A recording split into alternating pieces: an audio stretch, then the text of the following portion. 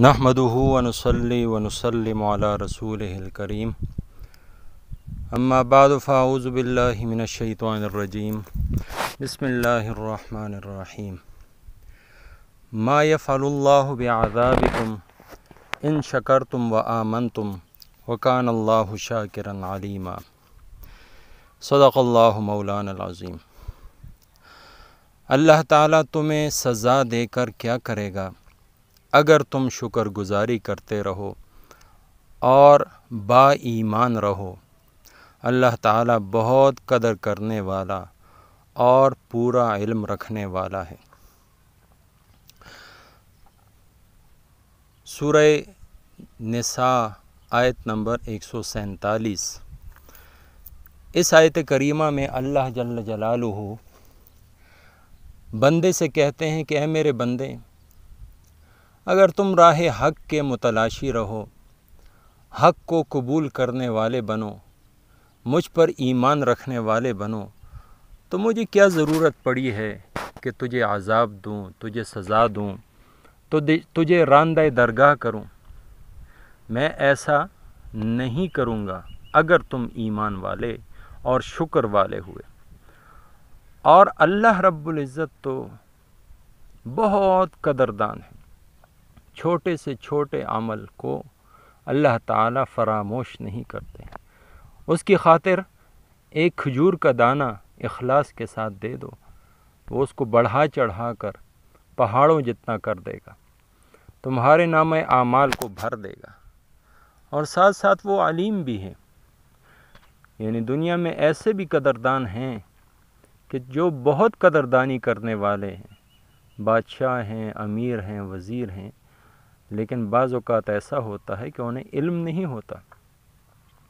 وہ پورا علم نہ رکھنے کی وجہ سے جس شخص کی قدر کرنی ہو اس کی قدر نہیں کر پاتے، اور ایسا شخص جو چاپلوس ہو، جو خوش آمدی ہو، اس کو نواز دیتے ہیں۔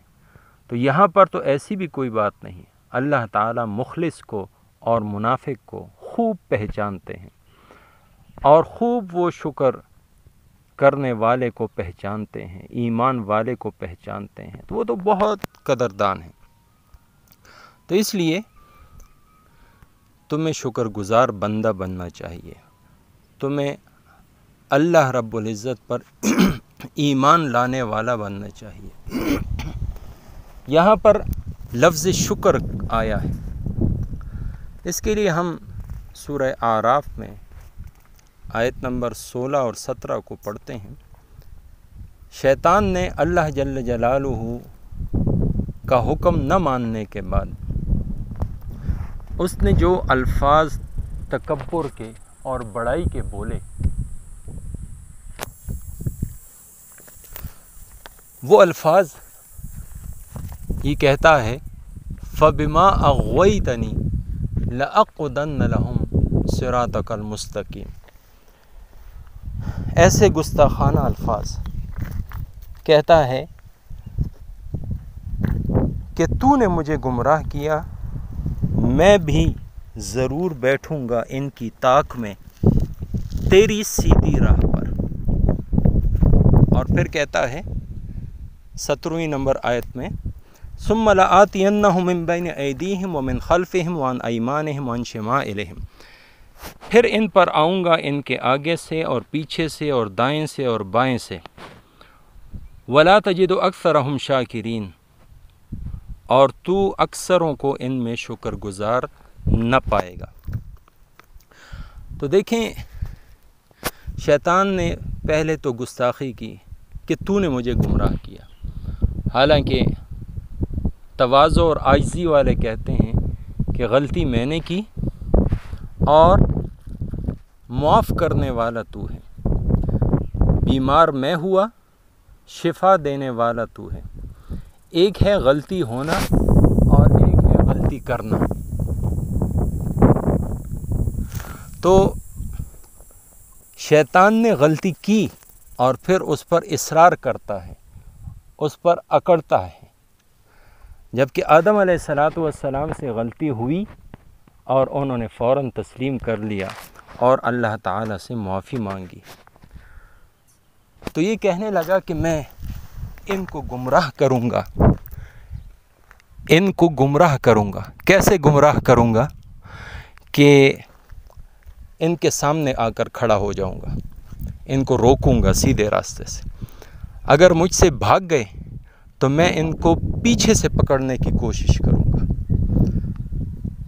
اس طرف سے بھی میرے ہاتھ نہ آئے تو دائیں اور بائیں سے میں ان کے اوپر حملہ آور ہوں گا، ان کے دل میں وسوسے ڈالوں گا، ان کو راہ حق سے، سیدھی راہ سے بھٹکانے کی پوری کوشش کروں گا۔ اور جو سیدھا راستہ ہے تیرا، اس میں ان کے سامنے بیٹھا ہوا ہوں گا۔ اب چاہیے تو یہ تھا کہ تو ان میں سے کسی کو بھی سیدھے راہ پر نہ پاتا، ایسا آنا چاہیے تھا۔ وَلَا تَجِدُ أَكْثَرَهُمْ شَاكِرِينَ، اس کے بجائے اس نے کہا کہ تو ان میں سے اکثر کو شکر گزار نہیں پائے گا۔ کہنا تو یہ چاہیے تھا کہ تو اکثر کو سیدھے راستے پر نہیں پائے گا۔ تو یہ اس نے کیوں کہا؟ اس لیے کہ بعض اوقات انسان سیدھا راستہ دیکھتا ہے، اس کو سمجھ بھی آ رہی ہوتی ہے، لیکن اس پر چل نہیں پاتا، اس کے اندر اہلیت نہیں ہوتی، اس کے اندر قبول کرنے کی صلاحیت نہیں ہوتی۔ تو اس لیے اس نے کہا وَلَا تَجِدُ أَكْثَرَهُمْ شَاكِرِينَ، اکثر کو تو شکر گزار نہیں پائے گا۔ شکر کہتے ہیں حق کو قبول کرنے کی استعداد، قبول حق کی جو صلاحیت ہوتی ہے اس کو شکر کہا جاتا ہے۔ تو شیطان کہتا ہے کہ میں ان کے اوپر ایسے وار کروں گا کہ ان کے اندر سے جو حق کو قبول کرنے کا مادہ اور جذبہ ہے، صلاحیت ہے، استعداد ہے، وہی میں ختم کر کے رکھ دوں گا۔ تو اس لیے اس آیت کے اندر پہلے فرمایا کہ اللہ تعالیٰ تمہیں عذاب دے کر کیا کرے گا؟ ان شکر تم، اگر تمہارے اندر قبول حق کی صلاحیت موجود ہو۔ پھر فرمایا وآمنتم، اور تم ایمان لاؤ۔ یعنی شکر کی جو صفت ہے، قبول حق کی جو صلاحیت ہے وہ موجود ہوگی تو اس کے بعد وہ ایمان لا پائے گا۔ اگر صلاحیت ہی نہیں ہے، توفیق ہی نہیں ہے، تو وہ ایمان کہاں سے لائے گا؟ تو اس لیے اس آیت کریمہ میں اللہ رب العزت نے انسان کو دو چیزوں کی ترغیب دی ہے، ایک ہے شکر اور دوسرا ہے ایمان۔ ایمان کے لیے ضروری اور لازمی چیز وہ شکر ہے، اور شکر کیا ہے؟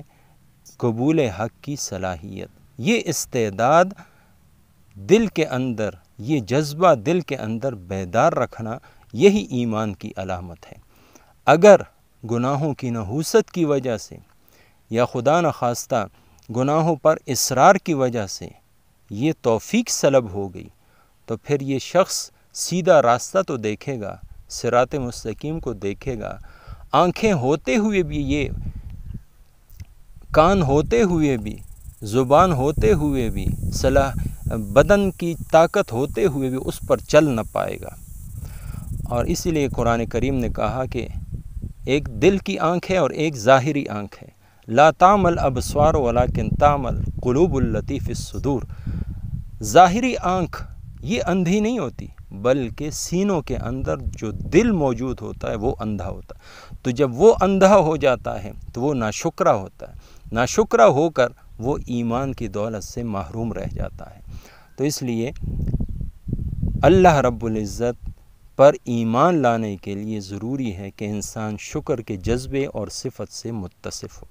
اللہ رب العزت مجھے، آپ کو، سب مسلمانوں کو شکر کی جو صفت ہے اس کو اپنانے کی اور اس جذبے کو دل میں بسانے کی توفیق عطا فرمائے، اور کامل ایمان والی زندگی اور کامل ایمان والی موت ہم سب کو نصیب فرمائے۔ وما توفیقی الا باللہ۔